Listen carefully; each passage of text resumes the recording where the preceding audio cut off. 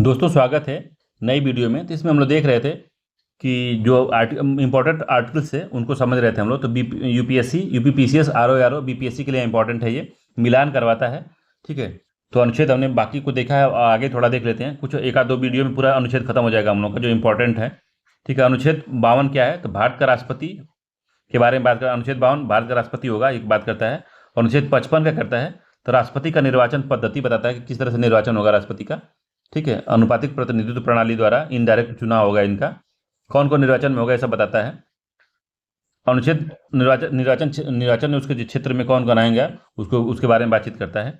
अनुच्छेद 57 जो है राष्ट्रपति की पूर्व निर्वाचन के लिए पात्रता बताता है कि राष्ट्रपति के लिए पात्रता क्या होगी। अगर कोई राष्ट्रपति के लिए चुनाव लड़ना चाहता है तो क्या क्या उसकी पात्रता होगी। अनुच्छेद 58 जो बताता है कि राष्ट्रपति पद की योग्यता क्या होगी। ठीक है, योग्यता क्या होनी चाहिए उसकी। अनुच्छेद 60 में क्या है? तो राष्ट्रपति की शपथ या प्रतिमान है। तो राष्ट्रपति का शपथ जो है आर्टिकल 60 में बताया गया है, ये किसी अनुसूची में नहीं बताया गया है। जो तीसरी अनुसूची में शपथ दिया गया है उसमें राष्ट्रपति और उपराष्ट्रपति नहीं शामिल है। तो राष्ट्रपति आर्टिकल 60 में उनके शपथ के बारे में दिया गया है। ठीक, और अनुच्छेद जो है 61 जो है उसमें राष्ट्रपति पर चलाई जाने वाली महाभियोग की प्रक्रिया कैसी होगी। तो अनुच्छेद 61 में बताया गया है राष्ट्रपति का महाभियोग। तो इसको याद रखिएगा, राष्ट्रपति का महाभियोग किसमें बताया गया है? तो अनुच्छेद 61 में बताया गया है कि राष्ट्रपति का महाभियोग कैसा होगा, किस तरह से चलाया जाएगा। और अनुच्छेद 66 में क्या बताया गया है? तो उपराष्ट्रपति का निर्वाचन बताया गया है। ठीक है, उपराष्ट्रपति का निर्वाचन किस में है? तो उपराष्ट्रपति का निर्वाचन जो है अनुच्छेद 66 में है, अनुच्छेद 66 में बताया गया है। ठीक है, 66 में उपराष्ट्रपति का निर्वाचन है। एक चीज नहीं बताया गया, अनुच्छेद जो है 69 में उपराष्ट्रपति के बारे में क्या बताया गया है? उनका शपथ और प्रतिमान दिया गया है। शपथ प्रतिमान। अनुच्छेद 69 में राष्ट्रपति उपराष्ट्रपति का जो है शपथ और प्रतिमान बताया गया है।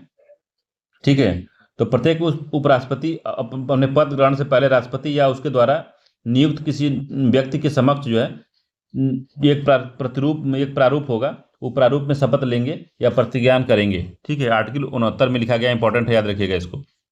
आर्टिकल 70 में क्या है? तो 70 में अन्य आकस्मिकताओं में राष्ट्रपति की कृतियों का निर्वहन कौन करेगा। मान लीजिए राष्ट्रपति अगर नहीं है तो उनकी जगह पे उपराष्ट्रपति निर्वाचन जो राष्ट्रपति बन के कार्य करेंगे। अगर उपराष्ट्रपति भी नहीं है तो जो CJI या चीफ जस्टिस ऑफ इंडिया है वो उसके जगह पे काम करेंगे। अगर चीफ जस्टिस ऑफ इंडिया भी नहीं है तो सुप्रीम कोर्ट के जो सबसे सीनियर मोस्ट जो जज होंगे वो काम करेंगे। ठीक है, राष्ट्रपति के रूप में। तो आर्टिकल 70 में ये सब बताया गया है कौन कहाँ पे काम करेगा। आर्टिकल 72 में क्या है? तो आर्टिकल 72 में क्षमा आदि की और कुछ मामलों में दंडादेश होता है, दंड देने की जो दंडादेश है उसको निलंबन, प्रतिहार, लघुकरण करने की राष्ट्रपति की शक्ति के बारे में बताया गया है। राष्ट्रपति जो है फांसी को भी रोक सकता है। ठीक है, लघुकरण कर सकता है, उसका जो है प्रकृति बदल सकता है। ठीक है, निलंबन कर सकता है, परिहार कर सकता है, लघुकरण कर सकता है। तो क्षमादान की शक्ति अब 72 में दी गई है, इंपॉर्टेंट है, याद रखिएगा। अगला अनुच्छेद 73 में क्या बताया गया है? तो संघ की कार्यपालिका शक्ति का विस्तार जो है, संघ की कार्यपालिका शक्ति का विस्तार। तो 73 में जैसे मान लीजिए कि संसद की विधायी शक्ति क्या होगी, संघ की कार्यपालिका शक्ति का विस्तार उन मामलों तक होगा जिन पर संसद कानून बना सकती है। संधियों और समझौतों का प्रयोग करने के लिए जो संघ की कार्यपालिका शक्ति का प्रयोग संधियों और समझौतों तथा अन्य अंतर्राष्ट्रीय समझौतों के तहत भी किया जा सकता है। राज्य विधानमंडल की शक्तियां, यह भी कहा गया है कि संघ की कार्यपालिका शक्ति राज्य विधानमंडल की जो विधायी शक्ति के अधिकार क्षेत्र में वाले मामले में तब तक सीमित होगी जब तक कि संविधान संसद द्वारा बनाए गए कानूनों के अन्यथा स्पष्ट रूप से प्रावधान न किया गया हो। ठीक है, तो अनुच्छेद 73 में कि संघ की कार्यपालिका शक्ति का सीमा और दायरा निर्धारित करता है और यह सुनिश्चित करता है कि संघ की कार्यपालिका शक्ति संसद की विधायी शक्ति और राज्य विधानमंडल के अधिकार क्षेत्र के साथ समन्वय पर काम करे। आर्टिकल 73 में लिखा हुआ है, याद रखिएगा, इंपॉर्टेंट है। आर्टिकल 74 क्या लिखा है? आर्टिकल 74 में राष्ट्रपति की सहायता और सलाह देने के लिए एक मंत्रिपरिषद होगी। तो आर्टिकल 74 में क्या लिखा गया है? तो भारतीय संविधान का जो अनुच्छेद 74 कहता है तो मंत्रिपरिषद की स्थापना की बात करता है और उसके कार्य का वर्णन करता है। इसमें ये कहता है कि अनुच्छेद यह सुनिश्चित करता है कि राष्ट्रपति को उसके कर्तव्यों के निर्वहन में सहायता करने या सलाह देने के लिए एक मंत्रिपरिषद का गठन किया जाएगा।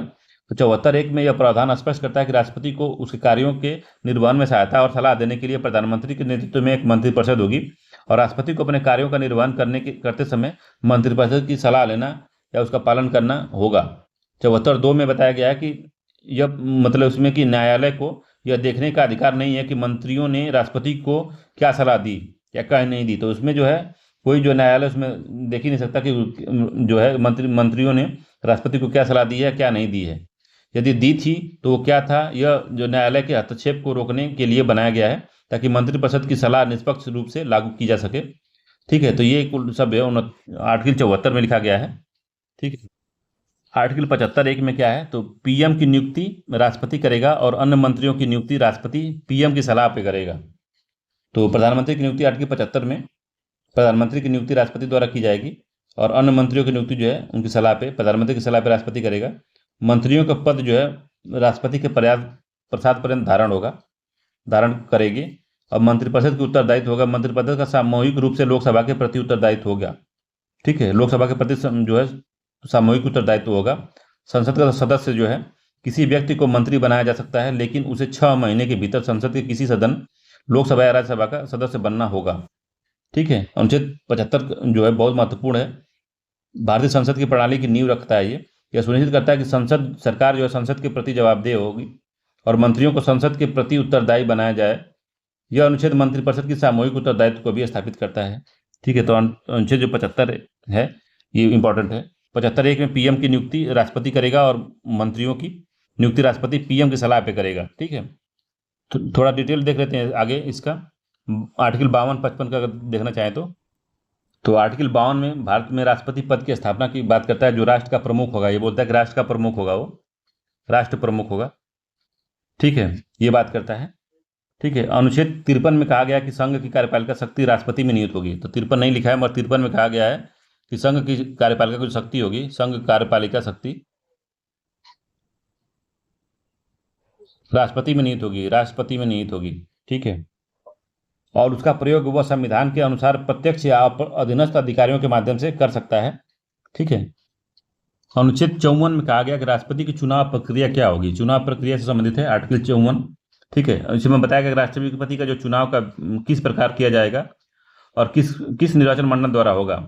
और अनुच्छेद 54 के अनुसार राष्ट्रपति का जो निर्वाचन होगा एक निर्वाचक मंडल द्वारा किया जाएगा, जिसमें संसद के दोनों सदनों, लोकसभा और राज्यसभा के निर्वाचित सदस्य होंगे, बस निर्वाचित सदस्य होंगे, तथा राज्य विधानसभाओं के केवल विधानसभा के निर्वाचित सदस्य होंगे, केवल विधानसभा के, विधान परिषद के नहीं शामिल होंगे, केवल विधानसभा के जो सदस्य होंगे वही इसमें शामिल होंगे। अनुच्छेद 54 में ये बात कही गई है। निर्वाचक मंडल में यही है कि निर्वाचक मंडल राष्ट्रपति के चुनाव के लिए महत्वपूर्ण भूमिका निभाता है, क्योंकि यह मंडल राष्ट्रपति को चुनता है। तो उसमें जो होगा राज्यसभा लोकसभा के निर्वाचित सदस्य होंगे, केवल निर्वाचित सदस्य, और विधान परिषद के केवल निर्वाचित सदस्य होंगे। ठीक है, तो आर्टिकल 55 का कहता है, तो 55 राष्ट्रपति का जो निर्वाचन पद्धति है किस तरह से होगी। तो राष्ट्रपति का चुनाव जो है अनुपातिक प्रतिनिधित्व प्रणाली के अनुसार किया जाएगा। ठीक है, याद रखिएगा, एकल संक्रमणी मत के द्वारा गुप्त मतदान होगा। ये सब 55 में लिखा गया है, गुप्त मतदान, एकल संक्रमणी पद्धति, अनुपातिक प्रतिनिधित्व के अनुसार जो होगा इनका चुनाव होगा। ये सब बात कहा गया अनुच्छेद 55 में। ठीक है, 55 सुनिश्चित करने का प्रयास करता है कि राष्ट्रपति के चुनाव में विभिन्न राज्यों का जो प्रतिनिधित्व एक समान हो। ठीक है, याद रखिएगा, इसका इंपॉर्टेंट है। इसमें इसी में मूल्यों का होता है कि मूल्य कितना होगा, कितना मूल्य नहीं होगा, ये सब बताता है इसमें। अनुच्छेद 57 जो बताता है कि राष्ट्रपति की पुनर्निर्वाचन के लिए पात्र है कि नहीं है। ये पात्रता नहीं बताता है, पुनर्निर्वाचन के लिए, दोबारा निर्वाचन के लिए पात्र है कि नहीं है। तो अनुच्छेद 57 में भारत के संविधान में बताया गया है कि राष्ट्रपति पुनर्निर्वाचन के लिए पात्रता से संबंधित है।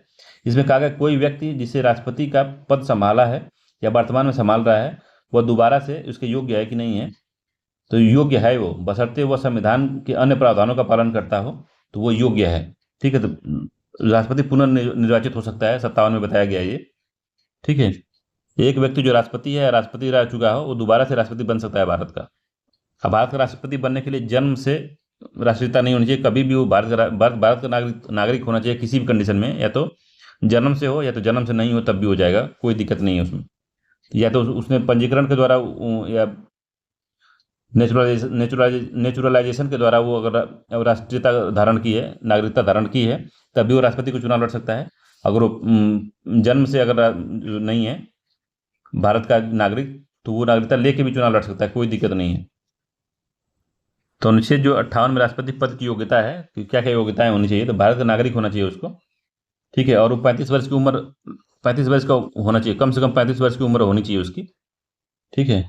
लोकसभा का उम्मीदवार होने की योग्यता रखता हो। ठीक है। मिनिमम एज 35 वर्ष होनी चाहिए। लोकसभा के उम्मीदवार तो 25 वर्ष में हो सकता है, मगर 35 वर्ष आयु होनी चाहिए। और लोकसभा का सदस्य बनने योग्य होना चाहिए वो। ठीक है।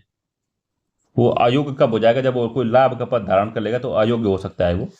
ठीक है। चलिए, ये ठीक है, इतना हो गया। तो इंपॉर्टेंट था तो इसीलिए दोबारा इसको बता दिया हूँ। मिलते हैं अगले वीडियो में, तब तक के लिए धन्यवाद।